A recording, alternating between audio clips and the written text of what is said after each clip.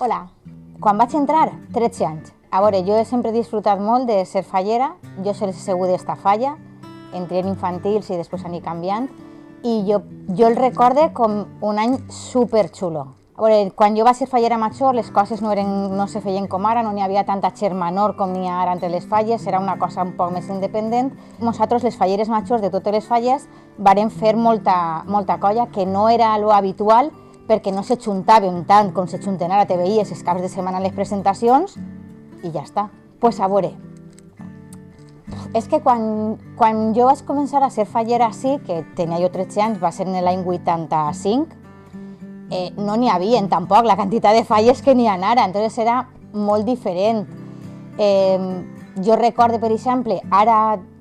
per dir una, Buenos Aires, que és la falla que en teoria més lluny està, ara la veus i no la veus tan lluny. Jo recorde quan nosaltres érem xicotetes, a nosaltres en el casal i xafàvem la porta i a la Buenos Aires no, perquè com hi havia que creuar la carretera, a la Buenos Aires no. Sí que recorde això, que no tenia res que veure en com el que se fa ara en les falles, cada un se feia les coses per ell. Pues va ser super especial perquè jo l'any antes havia estat en la cort de Junta Local Fallera i era el moment per dir-ho d'alguna manera, de no perdre el ritme i no perdre el contacte amb la gent en la que havies estat un any. Vàrem ser algunes persones que havíem segut de l'acord, les que se presentarem a falleres majors, cada una en la seva falla, i per mi va ser super especial perquè ja no pugui ser fallera major infantil perquè ja entrarem tard en la falla i ja en seguida passarem a majors, i jo el meu somni, de sempre, havia sigut ser fallera major de la meva falla. Jo la cabalgata, perquè la cabalgata d'aquest any per mi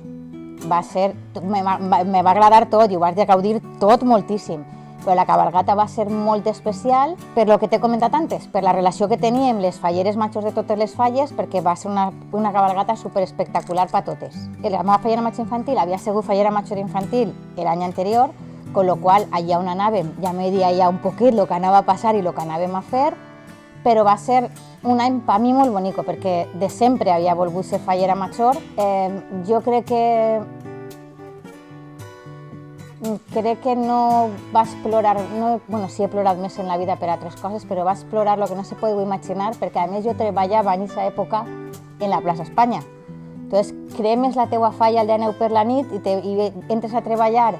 el 20, a nit després de dinar, me donaven el matí lliure, però a nit després de dinar, i passes per el matí quan estava la teua falla i no n'hi ha res,